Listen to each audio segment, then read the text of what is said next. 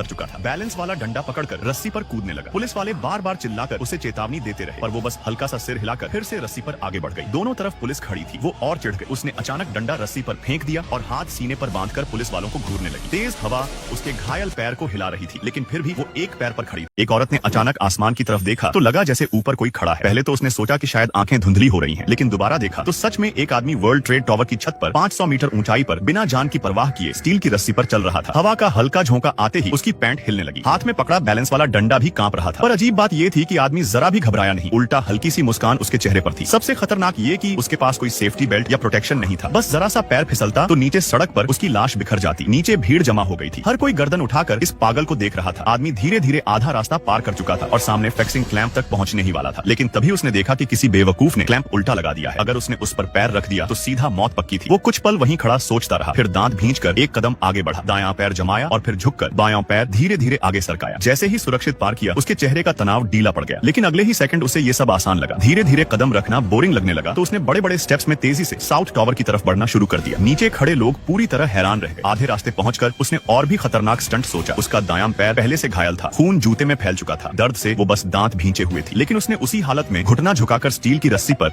एक घुटने के बल बैठने का स्टंट कर दिया। सैकड़ों मीटर ऊपर ये करतब देख सबकी सांसें रुक गईं। थोड़ी देर बाद वो धीरे से खड़ी हुई और भीड़ की तरफ देखकर संतुष्ट मुस्कुराई, लेकिन तभी दो पुलिस वाले छत पर पहुंचे। बिना कुछ कहे उन्होंने हथकड़ी निकाली और चिल्लाकर उसे नीचे आने का हुक्म दिया। जैसे ही आदमी ने देखा कि पुलिस ने उसके साथी को कंट्रोल कर लिया है, वो भी सीधा वापस लौटने लगा, लेकिन तभी वो अचानक रुक गई। उसके चेहरे पर शातिर मुस्कान आई। उसने बैलेंस वाला डंडा सिर के ऊपर उठा लिया और पल भर में घूमकर पीछे की तरफ मुंह कर लिया। पुलिस हक्का बक्का रह गई। वो फिर से सबसे खतरनाक जगह पर जाकर बैठ गई। स्टील की रस्सी पर नीचे देखना सबसे बड़ा रिस्क होता है, लेकिन उसने नीचे झांककर घुटनों के बल बैठने का दुस्साहस किया। फिर दोनों घुटनों पर टिककर हाथ फैलाए और पीछे की तरफ झुक गई। भीड़ का दिल जैसे रुक गया हो। सब चुपचाप सांस रोके खड़े थे। तभी नॉर्थ टावर की तरफ से और पुलिस वाले आ गए। अब आदमी पूरी तरह पागलपंती पर उतर चुका था। बैलेंस वाला डंडा पकड़कर रस्सी पर कूदने लगा। पुलिस वाले बार बार चिल्लाकर उसे चेतावनी देते रहे, पर वो बस हल्का सा सिर हिलाकर फिर से रस्सी पर आगे बढ़ गई। दोनों तरफ पुलिस खड़ी थी। वो और चिढ़ गई। उसने अचानक डंडा रस्सी पर फेंक दिया और हाथ सीने पर बांधकर पुलिस वालों को घूरने लगी। तेज हवा उसके घायल पैर को हिला रही थी, लेकिन फिर भी वो एक पैर पर खड़ी थी। नीचे पूरी सड़क लोगों से भर गई थी। हर कोई इस पागलपन को देखने दौड़ आया। तभी उसने देखा कि काले बादल बहुत नीचे आ गए और भारी बारिश होने वाली है। उसने सोचा अब लौट जाना चाहिए, लेकिन जैसे ही उसने पीछे मुड़कर कदम रखा, रस्सी वाले क्लैंप का स्क्रू टूट गया। उसका पैर फिसला और वो लगभग नीचे गिरने ही वाली थी। नीचे भीड़ से चीख निकल गई। उसी वक्त एक हेलीकॉप्टर आ गया और उसे जोर से नीचे आने को कहा। ठंडी हवाएं और तेज हो गई थी। उसका घायल पैर